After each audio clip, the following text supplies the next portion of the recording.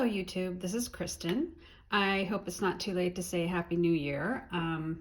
It's almost the end of January and I'm just now getting on after my previous video, which was I think in late November.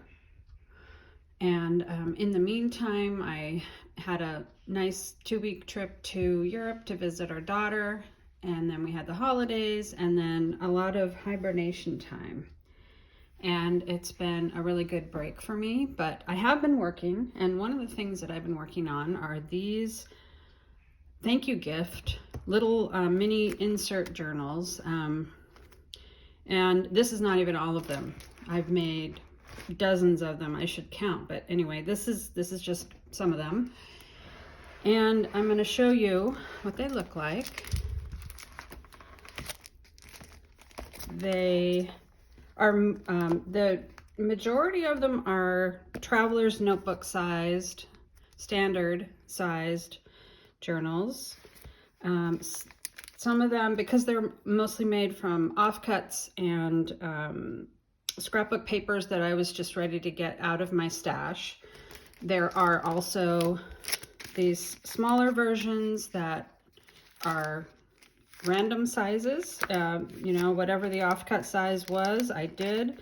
Some of them are not even made from scrapbook papers. Like these are actually, these were covers of some notebooks that I had. So I'll show you kind of what's inside them. They're not, they're all a little bit different, and they are, in case you're wondering what their thank yous for, they are going to go in orders until these are gone, which is probably going to be quite a while. I will put one per order. The people that order, for instance, a traveler's notebook style journal from my Etsy shop, they'll get a traveler's notebook sized thank you gift, unless, and this is all going to depend on the size of the order, because if adding an extra journal bumps it into a higher cost for shipping, then I'll have to take that into account, and maybe they'll get a smaller journal. It's just all going to depend on what the person orders, but I'll try to match the thank you gift to the order, for instance, in color or theme or whatever. So there's one or two Christmas ones. I don't think there's anything for Halloween, but so most of them are just general everyday kinds of journals. Now, these are ones that I'm keeping, but I wanted to show kind of what's possible inside of them. They all have approximately 11 folded pages, which is 44 sides, and they're made with plain papers and magazine pages. And a lot of them have Daphne's Diary pages. Now this is one that I kept for myself. This one has a Daphne's Diary cover for the cover. And of course, when you make a journal from a Daphne's Diary cover, you only have the front cover and the back cover of the magazine, but you have a whole lot of pages in the middle. So I had a lot of leftover pages. And so that's what's in some of those freebies. There's another magazine that I cut up, and that is, I had a big stash of, I had a lot more of these. I had Uppercase Magazine, which if you haven't seen it, is a very fascinating, full magazine. It's just full of photos of artwork and design,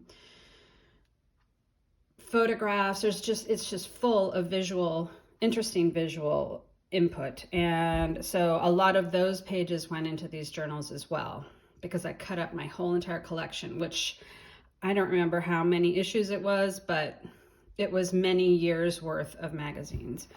So this particular one is a Daphne's Diary one. And so the way I've done it is I've alternated magazine pages with interesting illustrations or photographs or whatever with plain papers.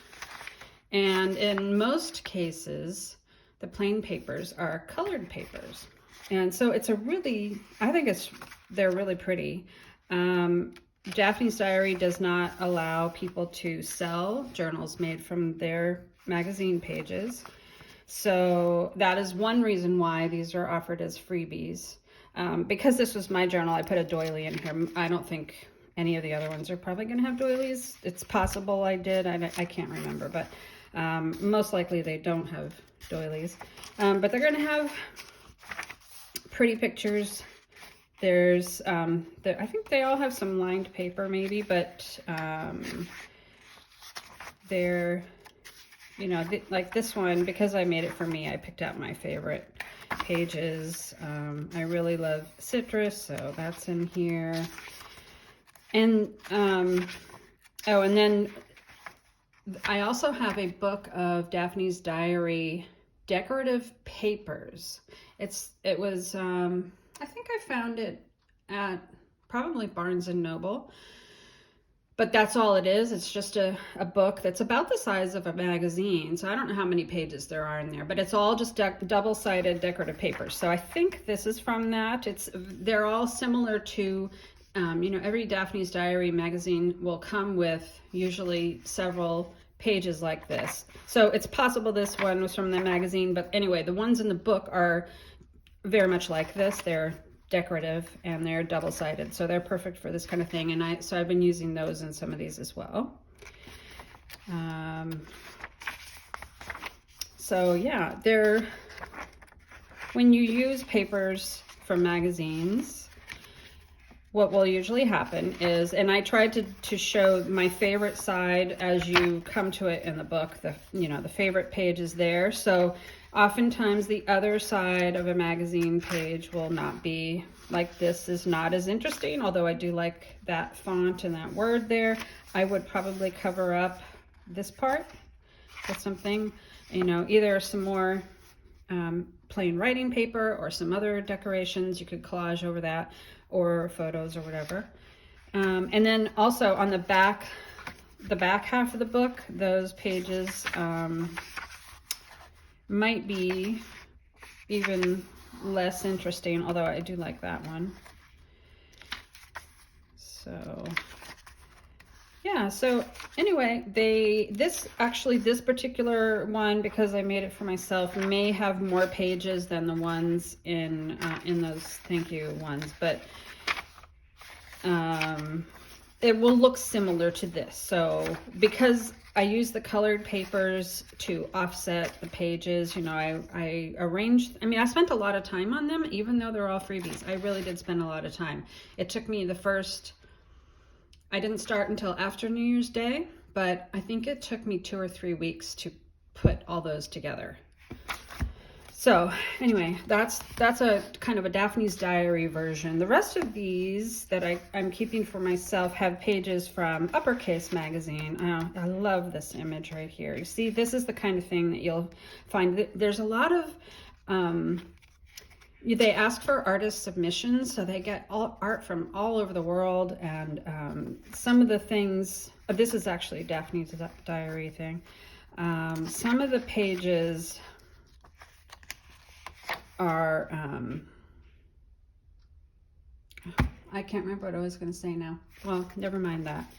Let's just keep going. Oh, this is from a completely different magazine, but I like that owl as well, so I put it in here. And obviously the back of this is, you know, nothing that I want to keep, so I will definitely cover that over somehow. This is from Uppercase. It's photographs. Oh, they do a lot of collections in the Uppercase magazine. Oh, art, I was going to say, interesting advertising. They really love to do advertising kind of collections in Uppercase. So you'll see that. I loved this illustration as well. And these owls, they're so cute. Just love them. Sometimes there will be textile things, so that's really pretty. I just kind of liked that font and stuff as well. And sketching. I love sketching, so those kinds of things are really cool. That's just the back side of that page. So this just gives you an idea. And this one, obviously, I didn't use any colored paper. I just did neutral papers. And I kind of thought that went nicely with the cover. Here's another one I think, well, that's from Uppercase Magazine. And here I did use colored papers to offset the illustrations in here. See, that's from Uppercase, and that's just such a beautiful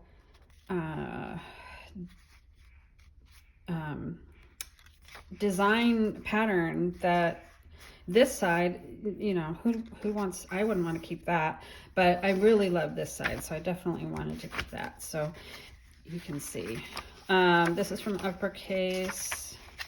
So all of these, I think, are from Uppercase, although for my particular personal journals, I definitely mixed them. I don't know if I mixed them so much in those. I might have, I can't remember. Some of the covers have pockets like this. So this style, let's see, I think these ones that I'm making out of scrapbook paper, I've decided that I either will, so I cut an 8 1/4 inch height, and then I use the width of the paper, which is 12 inches. So the extras, I just fold the inside and glue them down. Now, if you were making this at home, you could make that into a side tuck. I don't really like side tucks, so I didn't do that on these. But I do like the fact that it just makes this edge much sturdier. So that is what I started to do. And so after this video, there will be some other videos showing some journal, similar type of journals that I'm going to be putting in my shop. And you'll see that they have this kind of construction where I've taken the full width of the 12 by 12 paper, cut it to the height that I wanted, and then I just folded the extra into the front and back and glued it down because it makes it sturdy. And really that's the only reason that that's like that. But on some of them, like on this one, I could have done it, although I don't remember why I didn't fold it up. I could have done that because this is non-directional. This particular one is obviously directional, so I did not fold up the bottom part to make a pocket. But here, this is the other construction. So all of my travel journals, or they're not necessarily standard size travel journals, but they're all these insert style things. They will either have just the plain, this part folded over, or they'll also have the pockets, which are on front and back, and that will have to do with whether the paper is non-directional. So here's another one that I just had some really fun stuff. See, like this is another kind of thing that they do in Uppercase a lot, or these kind of illustrations that are like, I guess this is packaging. Yeah, packaging is another big one. So packaging, advertising, and they'll often say who the artist was that did them. I don't know why it doesn't have it on this side. Maybe there were a bunch from one particular artist. So, yeah, but these are all just interesting magazine pages that I decided to keep, and I just had so much fun figuring out how to combine the particular pages that I liked, you know, because I think normally I did 6 of these magazine pages with 5 plain papers, whether they're colored or, you know, neutrals or whatever. And then I would alternate them. And so I would go through and I'd pick, you know, I made a whole bunch of covers first and I set those aside. And then I went through all the magazine pages that I had and I said, okay, I need 6 for this cover and 6 for that cover. And I just put them all in piles. And then I would decide what plain papers I wanted to have go with them, whether I wanted colored papers, plain papers, lined papers. Some of them actually have, no, I can't remember. I know some of them have vintage papers. Well, some of the ones that are going to be for sale are more of a junk journal style with all kinds of different like vintage book pages and things like that. There are a bunch, let's see. There are not a bunch. There are some that I use this Tim Holtz paper on, scrapbook paper. And obviously that's a very vintage style. And so the pages in those tend to be neutral, and I think maybe cream colored plain pages. I might have used some tea-dyed papers on some of them, but I actually can't remember, because I'm pretty sure I used tea-dyed papers on some of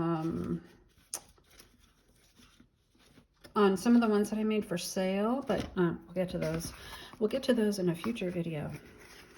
Okay, so anyway, that's what that kind of thing looks like. Here's another one. Now this cover was made before I decided that I wanted to do that kind of fold over thing. So it's not folded over. So this is, it's thinner. I mean, it's not not necessarily any thinner than, let's see, like this one, because this is not a double-sided paper. They're pretty much the same weight of paper. But I just think this is a more satisfying edge. I guess that maybe that's why. I don't know. I don't really care for that. I also, this cover was made before, and I put this pockets on. But if I were going to do it again, now I would do it the other way. And so these are Uppercase Magazine pages that I really liked as well. Like, I don't even know, well, no, I think these are from an article about bird illustrations. But, like, they have these covers of these golden nature guides that were printed in there, and they're just so beautiful. Like, how could somebody toss a magazine when it has pictures like that in there? So, Uppercase also does a lot of this kind of thing where they'll get an artist, they'll have call for submissions from artists around the world who will send 3 pieces of art that are, or design, I guess. This is more like this is for illustrators that do printed paper products and fabric and things like that. So they'll send in 3 of their designs that kind of go together, that are like a part of a collection. So obviously whoever this was did this lovely animal collection. This person did this kind of red and black themed collection. And so you'll get a lot of these papers in Uppercase magazines. They do that a lot. See, oh, and this one I happen to put a little pocket in there. I don't know, that's not really my favorite thing, but occasionally when I didn't have enough of these papers for a particular cover, the center would be a plain paper. So they're not all decorative in the middle, but most of them are. So anyway, you're getting kind of an idea. So here's the other side of that page, and obviously these were from a different artist. Yeah, so I actually, because I have cut up every single one of my Uppercase magazines, I don't have an issue that I can show you. But if you go online, if you've never heard of it, go online and look for Uppercase. They are printed, it's a Canadian company. They're printed in Canada. I have not seen them in stores for sale. I think maybe way back in the day I did, but I haven't seen them in years. So you may have to only get them either by subscription or ordering directly from them if you're interested. So here's another Uppercase page, and I love that hawk. This is just a beautiful illustration here. And there'll be, you know, like I said, fun collections. Like these are all bottle caps that are really interesting. This was an article about, they'll have artist highlights, and now I can't think of who that is, but it's somebody that I've known for years. Oh, this is actually a Daphne's Diary page. They had an article about licorice. I love black licorice, so I put that in there. There's another one of those artist illustration pages. Oh, I loved this illustration. Isn't that sweet? Some kind of little fairy tale illustrations. This was really cool too. They also do a lot of kind of interesting fonts and things like that. So this page I just had to keep because it's so cool. Just got all these phrases on here, and then look at the middle of this one. Everything is going to be okay. Had to keep that for myself. That's a perfect page. And I don't normally actually use black papers in these, but it went really well with this paper, so I did that. I actually, I've followed Willow Bound Journals, and there's some other journal makers on YouTube that have done, there's lots of them that have done Daphne's Diary magazines, but I've been following Willow Bound Journals for years, and really like her style and the way she does Daphne's Diary. And she recently did, Dottie Angel. Yeah, this doesn't say who the artist is that did Dottie Angel, but I do remember that from a long time ago as well, so I thought I had to have that in here. Anyway, JD, who is Willow Bound Journals,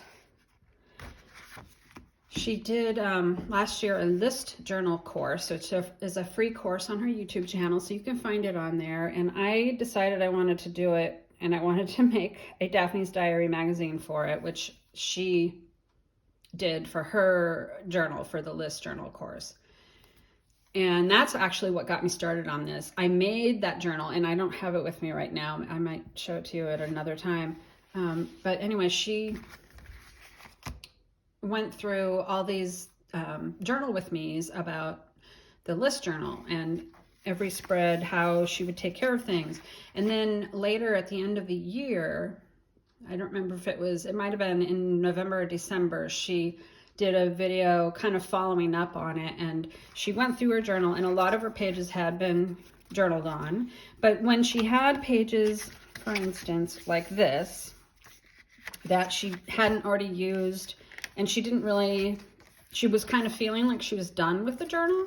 So this is another option. So I got this tip from her. If you decide that, and you have a page like this, or even whether it could be a page that you actually like, which you may not want to do this, but if you want to kind of feel like the journal is finished, you can glue two pages together, which is another way to deal with pages that you don't care for. So in this case, this page started over here. I used the whole page in here, but I folded over this on this half. I folded over a third, and I actually glued it down because I didn't like the inside on there, but I really liked both parts of that. So that's glued down. So that's kind of a similar idea to what you could do here, where you're gluing those two pages together. So there are lots of different ways of using these, and one reason I wanted to get on here and do a video was not only to show you that I have all these, they're going out with my orders, but of how you could deal with them if you happen to receive one someday. So I think I'm gonna stop this video here, and I will show you in the next videos a number. I have made so many of these over the past month, but a number of collections of travel journal inserts. There's a number of standard sized ones that will fit in any traveler's notebook, standard size. There are also smaller ones that are kind of meant to be on their own, but they're all sorts of different collections, and you'll see that in upcoming videos. So stay tuned for that, and thank you for watching, and I'll see you in the next one. Bye-bye.